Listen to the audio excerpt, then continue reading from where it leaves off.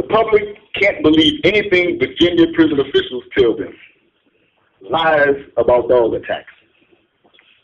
In an August 1st, 2021 article about two lawsuits filed by Virginia prisoners who had been mauled by prison attack dogs, a spokesman for the Virginia prison system was cited as saying, quote, "Canine units are used solely for purposes of detecting drugs and other contraband, not for attacking or intimidating prisoners."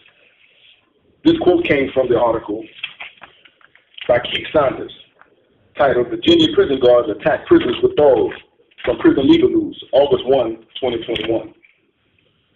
An outright lie. In contradiction of this claim that dogs aren't used to intimidate, Rick White, past warden of Virginia's notorious Red Onion State Prison, was quoted in a 2023 Insider report on uses of dogs in U.S. prisons as stating that dogs are in fact used frequently in Virginia prisons for, quote, presence, end quote. Or, quote, in other words, the implied violence of their growls and bared teeth is sufficient to frighten people into compliance, end quote. So dogs are definitely used to terrorize Virginia prisoners. They are also used no less often to attack them.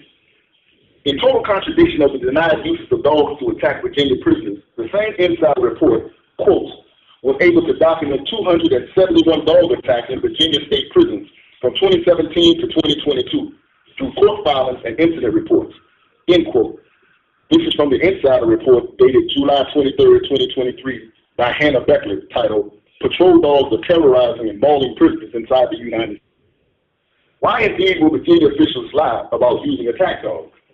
Well, exposing the practice has many implications, including the hidden history of widespread uses of dogs to hunt, terrorize, maul, and kill blacks during slavery, including in Virginia. This practice was one of the main outrages that motivated the slavery abolitionist movement. The barbarity of using dogs to maul humans was recognized even then, prompting British officials who used dogs in this manner against slaves in Jamaica to do exactly as Virginia officials are doing now. They lied. As one article noted, quote, "Their public defense insisted that dogs primarily intimidated rather than attacked," end quote. That quote came from the article by Tyler Perry titled "Slave Hounds and Abolition" from the publication Past and Present, number 246, February 2020. Indeed, the practice was criminalized and punished by execution when the same slave hounds were used by the Confederates against white Union soldiers.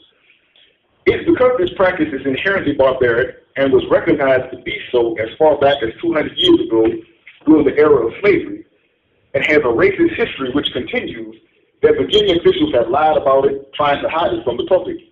Which brings me to another campaign of lies projected by them to the public: a lying documentary. This came with the airing of a December 2016 HBO documentary titled "Solitary: Inside Red Onion State Prison," which can be seen on YouTube.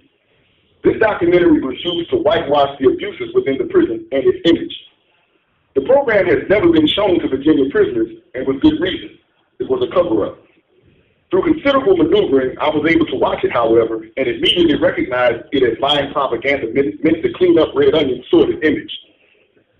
The film began with two guards, one black, one white, escorting a handcuffed white prisoner to a solitary confinement cell. This was the first lie. I was confined at Red Onion for 14 years, from when it first opened in 1998 until 2012, and several times since then up to present. The prison, which is located on a mountain in a rural region of the state, has never had more than 3 black guards on its entire otherwise white staff, who come from segregated white communities that have no prior contact with urban blacks. And its prisoner population has always been almost totally black. This racial dynamic has always been behind the prison's notorious history of extreme racist abuses of its prisoners. This is the dynamic in history these fabricated opening images were meant to hide, and continue throughout the documentary with the interviews of prisoners at Red Onion. 4 were white, 1 was black. Again, a dishonest representation of the actual demographic makeup of the prison's population. One of the interviewed white prisoners, Dennis Webb, whom I've known for decades and am in the block with as I write this, revealed to me that he and others were given free television by Red Onion's administrators for doing the interviews. These commentaries are recorded by Prison Radio. We state these facts only to let you know that those of us who are revolutionary, Pan-Africanists, is not because we love revolution. It is historically determined, and we have no alternative but to follow history and to use history for the benefit of our people.